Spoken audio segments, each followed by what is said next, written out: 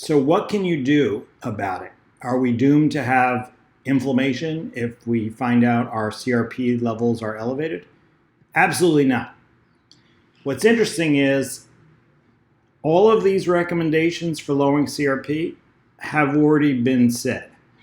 Health Score, it turns out, has 31 recommendations, most of which reduce inflammation in some way or another.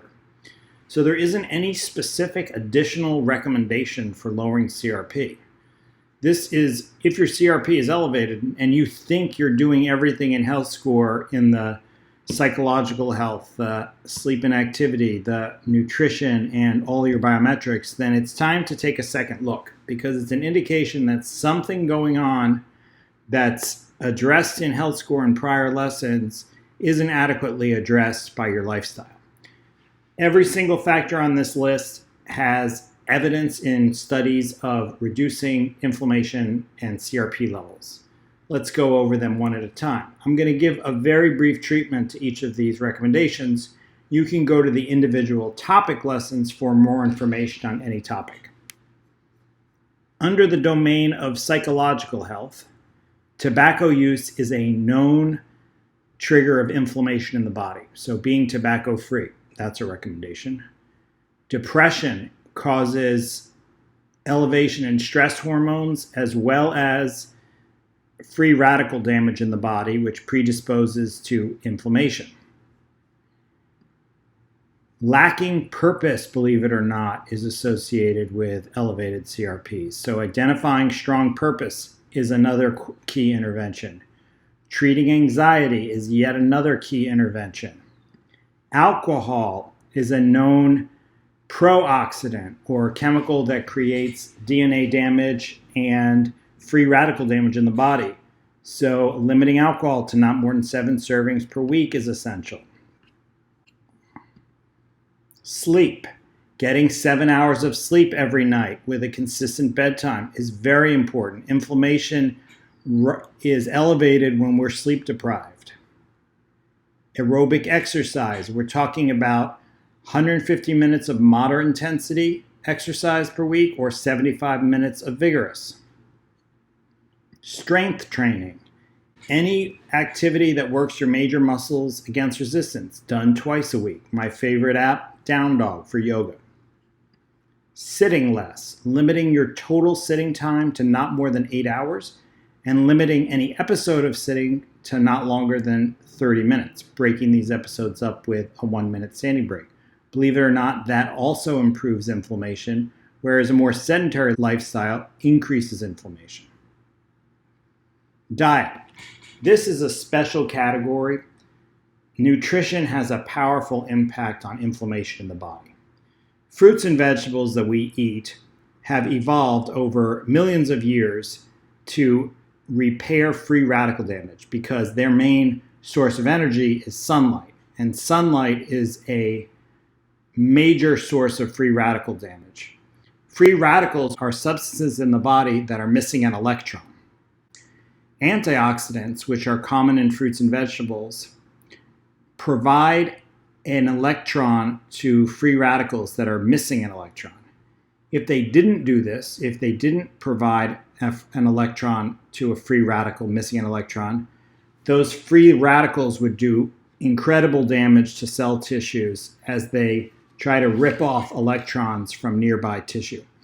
By having antioxidants in the body, plants are able to mitigate any damage from the sun. We can inherit that advantage by eating fruits and vegetables. Eating fruits and vegetables high in antioxidants provide us with nutrients that contain electrons, which donate electrons to free radicals, neutralizing them and preventing any damage they might otherwise cause. Most of the nutrients are helpful in inflammation by that pathway. So I've highlighted the nutrients in particular that are highest in antioxidants. Those nutrients are 5 servings of fruits and vegetables every day, 3 servings of whole grains every day, 5 servings of beans each week, 1 serving of nuts or seeds every day, 2 servings of omega-3 rich seafood each week. 3 tablespoons of extra virgin olive oil every day. Coffee and green tea. 3 to 5 cups of coffee or 5 to 7 cups of green tea or some combination. Believe it or not, coffee is the single largest source of antioxidants in the American diet. That's good for coffee, but it's unfortunate for the American diet. It's because we're not eating any fruits and vegetables that our only source of antioxidants virtually is coffee. But we can do better, and we can get many more antioxidants from fruits and vegetables than these other nutrients. There are also pro-inflammatory foods, and we're talking about foods that have chemicals in them, either in the cooking process or in packaging. We're talking about processed food, limiting processed food to not more than 1 serving per day. We're talking about sodium nitrite in processed meat. We're talking about not more than 1 serving of processed meat per week. And we're talking about red meat, which has a pro-oxidant called heme iron. That includes beef, pork, and lamb.